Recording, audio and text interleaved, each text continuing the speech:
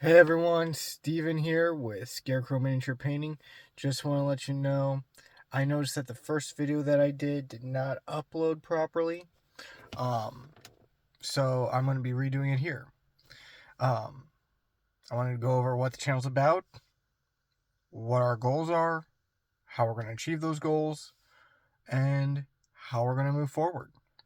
So the first and foremost, the biggest thing that I want to go over is what we are. We are a miniature painting channel. Could be Star Wars Legion, D&D, Warhammer, you name it, we are going to do it. I'm going to focus more so on commission work. What I mean by that is customers that have sent me in product to paint. And we are going to be uploading those to YouTube, may do a live stream of one. We will see. The next thing I want to go over is what our goals are. Our goals as a channel is obviously to grow. We want to make sure that we are growing as a community, as a channel. That may include a Discord. We already have a Facebook up and running. Our Facebook is same as this one, Scarecrow Miniatures Painting. And we are going to also have a Fiverr store for those that want commissions. We are going to have an Etsy store for those that want commissions. Once those are approved, I will let everybody know in descriptions on future videos that those are up. You can find the Facebook link in the description here today. The big thing we want to make sure that everybody understands is the simple questions. How do you begin getting into miniature painting? What if I'm not good enough? How do I grow as a painter? The first one, how do you get into miniature painting? Everyone's different. I got into it because I'm a really big nerd and I like D&D. I've had friends that have gotten into it because of Star Wars Legion, Warhammer, you name it. They've gotten into it because of that. And I've painted several of those as well. A lot of the reels you'll see are of me painting. And like I said, that's the whole point of the channel. The next question is, what are the basics? Well, the basics are simple. Base coating your miniature, making sure that everything is how you want it to the exact specifications that you want it.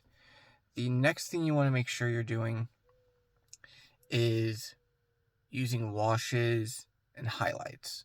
So what's a wash? A wash is like a glaze. It is a thinned down pigment of paint.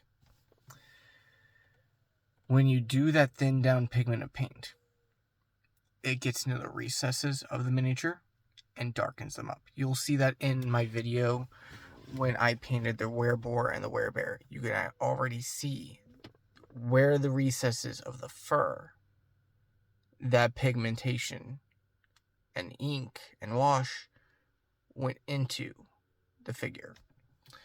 A lot of people ask, well, what about highlighting? Highlighting is a little bit different. Highlighting is what you would do. You can do it after the wash or before the wash. I prefer doing it before the wash. I like to think of the wash as a final step.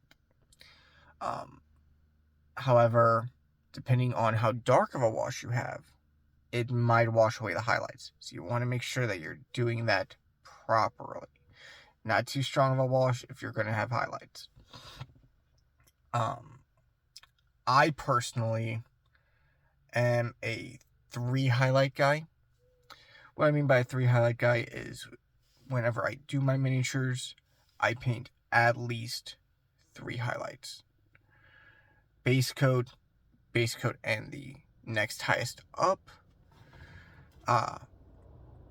Paint, the next lightest paint mixed together, and then that lighter paint by itself. Now you can go higher than that. I feel going too high at some points, especially on faces and metallics, does kind of dilute the miniature. we will show you how to dry brush here. We'll show you how to do basing here. We'll show you how to do highlighting, how to use washes properly. Our goal is to make sure that everything that we do on the channel is either a technique that you have never thought of or are learning. For example, we used effect paints on the video with the werebear and the wereboar. And with that effect paint, I took my finger and I pulled it back and I slung paint onto the miniature because it was a blood effect paint. And that blood effect got on the figure and it got into the recesses. It made sure that where I wanted that paint to go, to look as if it had just gotten into a fight, it went. And I go into detail in that video as well as how to do that. When I do my painting, because obviously I am on a phone, I do use a stand and I do try to get it to where it's facing me. Once we grow as a community and I can get the material to and the components to, we will be doing an overhead view of painting. But for now, that's what we got and that's what we can do.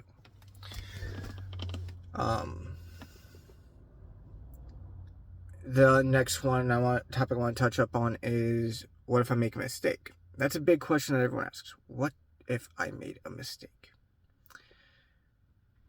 Mistakes are nothing more than happy little accidents, as Bob Ross used to say. And I live that full-heartedly in my painting. In the video that I uploaded last night with the wereboar and the werebear, you will see me saying, hey, I made a mistake here. But I go back and I touch it up. And that's the whole point. So when you're doing miniature painting, you want to base coat the majority of the miniature or the figure itself in full with the base coat you want. And there's many ways you can do that. You can use an airbrush, you can use a regular brush, you can even use army paint or primer paints to do that effect. If you're into speed painting, that's what I would recommend. And we're going to be doing some speed painting here as well once I can get some speed paints. For those that don't know what a speed paint is, it's kind of like it's also known as a contrast paint. Where you paint it and how you've primed the miniature will show differently on the figure itself. A lot of people like them, a lot of people don't. I'm on the 50-50 side. I like them. I think they're a good use. I don't personally use them every day. In a video in the future that I'm going to be uploading probably tomorrow or the next day, we are going to be going over highlighting. We are going to be doing a couple vampires. I thought it would be a nice little break from just doing dry brushing and washes and stuff like that. And we might even touch up on some freestyle hand painting while we're at it. Might make their cloak, give it a little specific design. We'll see. We will play that one by ear and see how we are feeling. That's the whole thing about miniature painting, guys. You want to make sure you are going with what you feel. Now, when you're doing commission painting, like I do, you want to stick to the painting itself as detailed as possible. If your buyer asks specifically for brown fur, obviously do not paint it gray. Do not paint it white. If they ask for blonde hair, don't paint it blue. Just try to stick to their criteria as close as possible. And we will be showing you how to do blonde paint this next episode. Because with these vampires, I thought, you know what? Let's make one look like Alucard from Castlevania.